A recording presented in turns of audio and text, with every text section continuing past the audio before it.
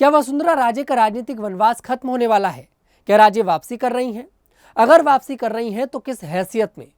राजस्थान की सियासत में ये तीन सवाल तब खड़े हुए जब राजे हाल ही में धौलपुर में दिए गए वनवास से वापसी के बयान के बाद बुधवार को जोधपुर में राष्ट्रीय स्वयंसेवक संघ के प्रमुख मोहन भागवत से मिली।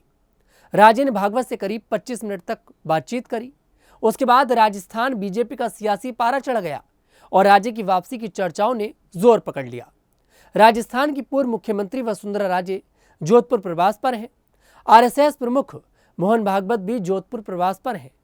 भागवत जोधपुर में 5 सितंबर से जो बैठक चल रही है संघ की अखिल भारतीय समन्वय बैठक, उसमें भाग लेने के लिए वहां पर पहुंचे हैं। राजे ने जोधपुर में आरएसएस प्रमुख मोहन भागवत से मुलाकात की तो सियासी गलियारों में हलचल मच गई। जानकारों का दावा है कि राजे ने राजस्थान में बीजेपी संगठन और सरकार में बदलावों और खुद की भूमिका पर चर्चा की। पिछले महीने ही राजे ने प्रधानमंत्री नरेंद्र मोदी और अमित शाह से भी दिल्ली में आकर मुलाकात करी थी।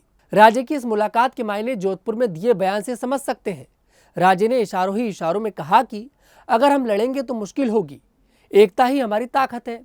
वहीं राजे ने 3 दिन पहले धौलपुर में एक राम कथा में कहा था कि वनवास तो सबके जीवन में आता है, लेकिन वापसी भी होती है, जरूरत बस धैर्य रखने की है।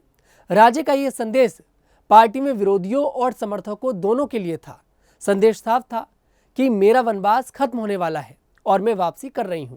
अब सवाल यह है कि राजे वर्तमान में बीजेपी के राष्ट्रीय उपाध्यक्ष हैं, तो फिर वनवास कैसा?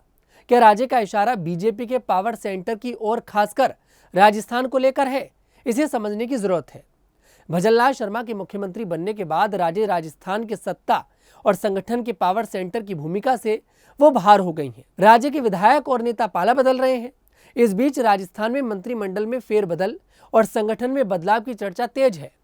बताया जा रहा है कि राज्य विधानसभा के मौजूदा सत्र के बाद राजस्थान की सत्ता और संगठन में सर्जरी के साथ ही खुद की वापसी का इंतजार कर रही हैं। इससे पहले एक दफा राज्य का नाम राष्ट्रीय अध्यक्ष की दौड़ में भी चला था, लेकिन क्या राज्य संघ की मदद से राजस्थान में वापसी चाहती हैं?